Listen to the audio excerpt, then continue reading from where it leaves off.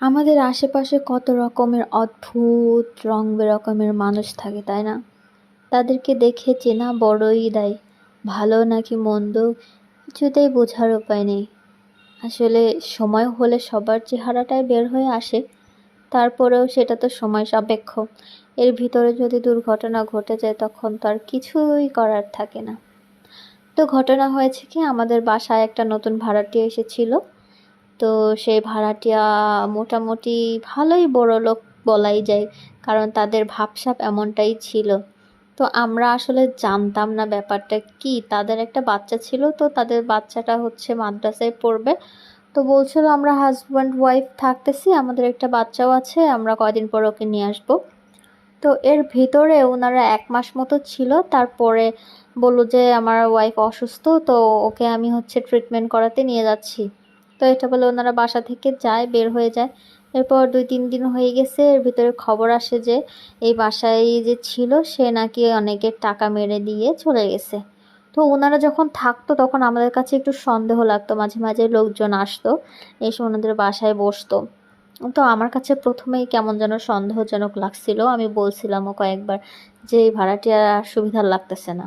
তো এরপর শুনি যে ওনারা নাকি প্রায় 8-10 লাখ টাকা মেরে দিয়ে চলে গেছে। আর সেই লোকগুলো বলতেছে আপনারা একটু গেটটা খুলে দেন, আমার ভিতরে হচ্ছে কাগজপত্র আছে, তারপর পাসপোর্ট, অন্যান্য ইম্পর্ট্যান্ট জিনিস আছে, এগুলো আমরা বের করে নিয়ে নিব, আপনারা একটু গেটটা খুলে দেন।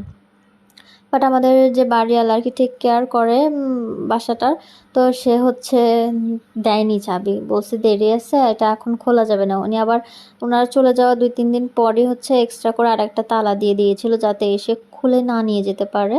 কারণ আমাদের বাসার হচ্ছে গেটের চাবি, তারপর হচ্ছে ছাদের চাবি, সব কিছুই তাদের কাছে ছিল, যে কোনো সময় এসে খুলে নিয়েও যেতে পারে।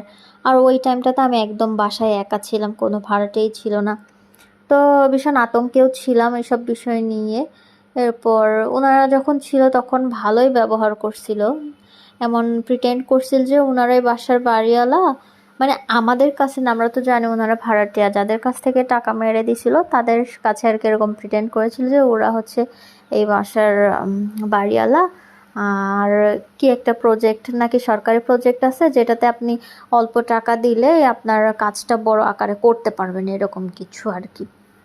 তো যাই হোক, সবাই সাবধানে থাকবেন আর আশেপাশের লোকদের দিকে নজর রাখবেন, চোখ কান খোলা রাখবেন, কখন কী দুর্ঘটনা ঘটায় দেয় বলা মুশকিল। আর এখন লাইফটা এত বেশি ডিফিকাল্ট হয়ে গিয়েছে, কি আর বলবো। মানে কোথাও শান্তি নাই, দিনেও শান্তি নাই, রাতেও শান্তি নাই, বাসায়ও শান্তি নাই।